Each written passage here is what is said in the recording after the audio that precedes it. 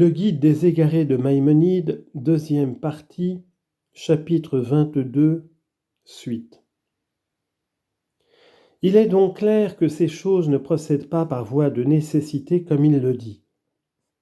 De même, la diversité du mouvement des sphères n'est point en rapport avec leur ordre successif, les unes au-dessous des autres, de manière qu'on puisse soutenir à cet égard le système de la nécessité, ce dont nous avons déjà parlé. Il y a encore dans ce système autre chose qui renverse tout ce qui a été établi à l'égard des choses physiques, si l'on considère l'état de la sphère céleste. Si la matière de toutes les sphères est une, comment se fait-il que la forme de telle sphère ne se transporte pas nécessairement à la matière de telle autre, comme cela arrive dans les choses sublunaires, à cause de l'aptitude de la matière? Pourquoi telle forme reste-t-elle toujours dans telle matière déterminée, puisque tout a une matière commune? À moins, par Dieu, qu'on ne veuille soutenir que chaque sphère a une matière différente de celle des autres, de sorte qu'alors la forme du mouvement ne serait plus une preuve pour l'unité de la matière. Mais ce serait là le renversement de tous les principes. Ensuite, si la matière de tous les astres est une, par quoi peut-on demander se distingue leur individualité? Est-ce par des formes ou par des accidents? Mais dans n'importe laquelle des deux hypothèses, il faudrait que, soit ces formes, soit ces accidents, se transportassent nécessairement sur chacun des astres si l'on ne veut pas nier l'aptitude de la matière. Tu comprendras donc par là que, si nous disons matière des sphères ou matière des astres, cela ne doit pas être pris dans le même sens que cette matière sublunaire et qu'il n'y a là qu'une simple homonymie. Car chacun de ces corps célestes a une existence qui lui est particulière et à laquelle ne participent pas les autres. Mais s'il en est ainsi, comment se fait-il pourtant qu'il y ait communauté en ce qui concerne le mouvement circulaire des sphères ou la fixité des astres?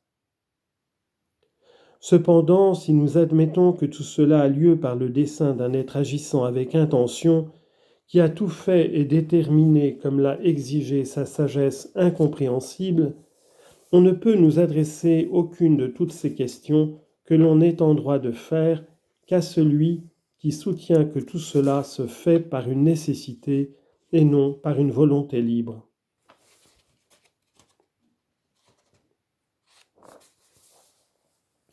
Mais cette dernière opinion ne s'accorde point avec l'ordre de l'univers, et on n'a pu l'appuyer d'aucune raison ni d'aucune preuve suffisante. Et avec cela, il s'ensuit des choses extrêmement invraisemblables. Car Dieu, que tout homme intelligent affirme être doué de toutes les espèces de perfection, se trouverait à l'égard de tous les êtres dans l'impuissance de rien innover, et s'il voulait allonger l'aile d'une mouche ou raccourcir le pied d'un insecte, il ne le pourrait pas. Mais Aristote dira à cela que Dieu ne le veut point, et qu'il serait même inadmissible qu'il voulût qu'il en fût autrement. Ce ne serait pas là, dit-il, lui attribuer plus de perfection, et peut-être serait-ce plutôt une imperfection à certains égards. Je te dirais, en thèse générale, car quoique je sache que beaucoup d'hommes passionnés me reprocheront de peu comprendre leurs paroles ou de m'en écarter à dessein, je ne m'abstiendrai pas pour cela de dire ce que j'ai saisi et compris selon ma faible intelligence. Et cette thèse, la voici. Tout ce qu'Aristote a dit sur tout ce qui existe au-dessous de la sphère de la Lune jusqu'au centre de la Terre est indubitablement vrai, et personne ne saurait s'en écarter si ce n'est celui qui ne le comprend pas, ou bien celui qui a des opinions préconçues qu'il veut défendre à tout prix, ou qui le conduisent à nier une chose évidente. Mais à partir de la sphère de la Lune et au-dessus, tout ce qu'Aristote en dit ressemble à peu de choses près à de simples conjectures. Et à plus forte raison ce qu'il dit de l'ordre des intelligences, ainsi que quelques-unes de ses opinions métaphysiques qu'il adopte, sans pouvoir les démontrer, mais qui renferment de grandes invraisemblances, des erreurs évidentes et manifestes, répandues parmi les nations, et de mauvaises doctrines qui se sont divulguées. Il ne faut pas me critiquer pour avoir fait ressortir les doutes qui s'attachent à son opinion. Est-ce bien par des doutes, me diras-tu, qu'on peut détruire une opinion ou établir l'opinion opposée ? Certes, il n'en est pas ainsi. Mais nous agissons avec ce philosophe comme ses sectateurs nous ont recommandé d'agir avec lui. En effet, Alexandre a déjà exposé que toutes les fois qu'une chose n'est pas susceptible d'être démontrée, il faut poser successivement les deux hypothèses contraires, voir quels sont les doutes qui s'attachent à chacun des deux cas opposés et admettre celui qui offre le moins de doutes. Il en est ainsi, dit Alexandre, de tout ce qu'Aristote dit au sujet de certaines opinions métaphysiques pour lesquelles on n'a pas de démonstration. Car tous ceux qui sont venus après Aristote affirment que ce qu'Aristote en a dit offre moins de doutes que tout ce qu'on en pourrait dire. Et c'est là ce que nous avons fait.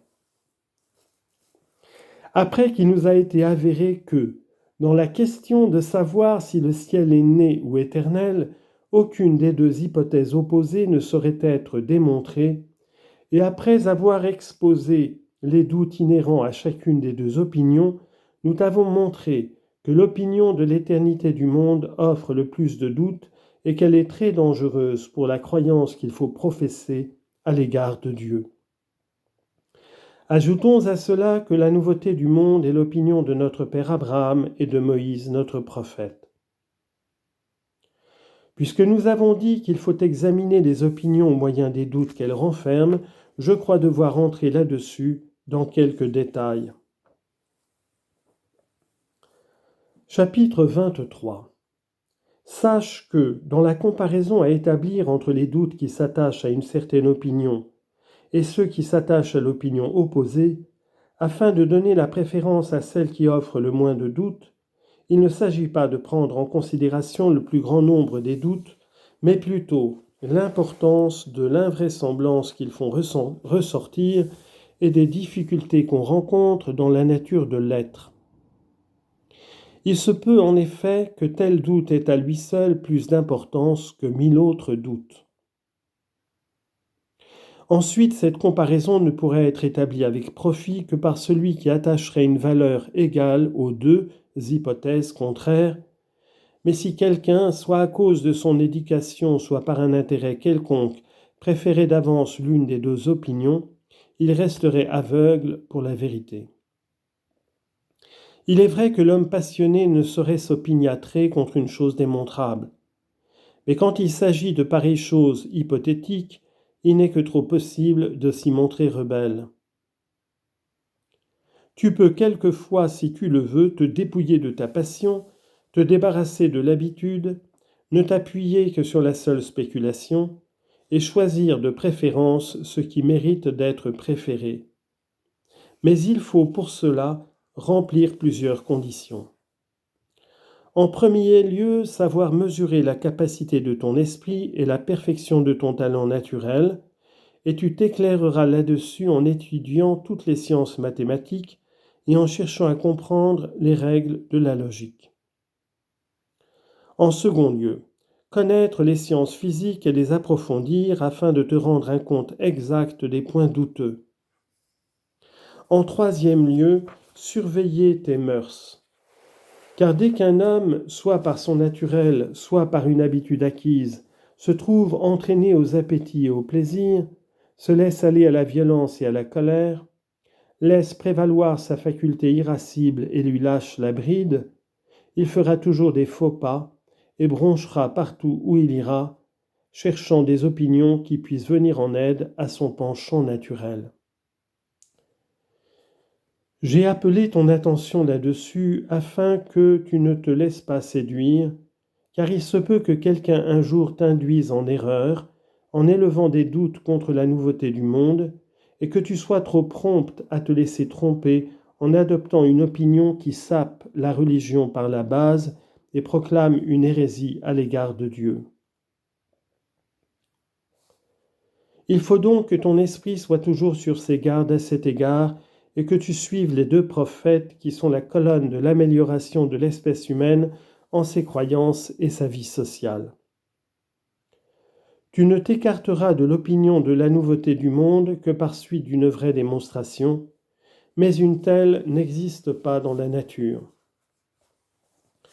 Que le lecteur de ce traité veuille ne pas me critiquer de ce que je me suis servi ici de paroles oratoires pour appuyer l'opinion de la nouveauté du monde, car le prince des philosophes Aristote, dans ses principaux écrits, a également employé des paroles oratoires pour appuyer son opinion de l'éternité du monde, et c'est en pareil cas qu'on peut dire en vérité « Notre loi parfaite ne vaut-elle pas leur discours frivole ?» Si lui, il appuie son opinion par les folies des Sabiens, comment n'appuierions-nous pas la nôtre par les paroles de Moïse et d'Abraham et par tout ce qui s'ensuit ? Je t'ai promis un chapitre dans lequel je te parlerai des doutes graves qu'on peut opposer à celui qui croit que la science humaine peut rendre compte de l'ordre des mouvements de la sphère céleste, et que ce sont là des choses physiques qui arrivent par une loi nécessaire et dont l'ordre et l'enchaînement sont clairs. J'en aborde donc maintenant l'exposition.